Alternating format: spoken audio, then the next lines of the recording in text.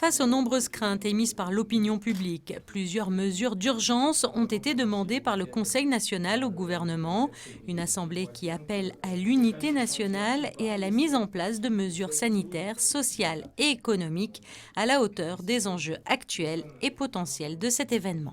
Nous avons notamment insisté sur la nécessité de mieux protéger les populations à risque et en particulier les aînés en demandant un contrôle nominatif des visiteurs de nos maisons de retraite et notamment en s'assurant que les visiteurs ne viennent pas des zones à risque.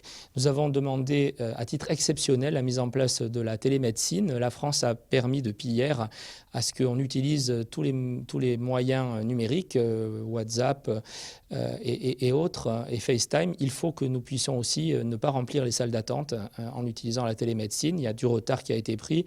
Il faut, en cette période particulière, le rattraper. Nous avons beaucoup insisté sur le télétravail, qui a énormément d'avantages, et aussi celui, évidemment, de ne pas mettre en contact les salariés avec d'autres salariés. Donc les mesures prises par le gouvernement sont bonnes, elles ne sont pas suffisamment expliquées et communiquées.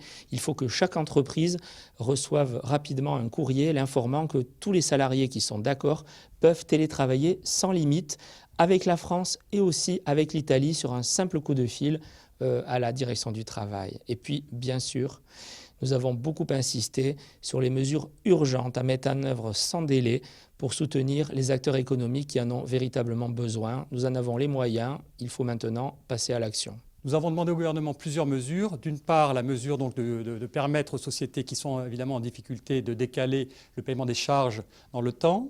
Une deuxième mesure de pouvoir utiliser le chômage partiel temporaire. Une troisième mesure de pouvoir utiliser le chômage total et également de pouvoir réactiver la COMED, qui est la commission d'assistance aux entreprises en difficulté qui existe depuis longtemps, mais avec une réactivité beaucoup plus importante.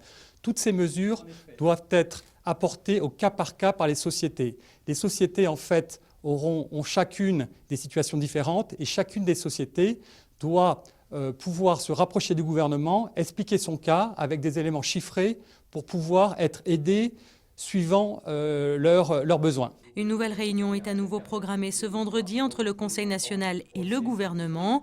Un contexte inédit qui amène les deux institutions à collaborer main dans la main afin d'optimiser ces nouvelles mesures dans l'intérêt de Monaco et de sa population.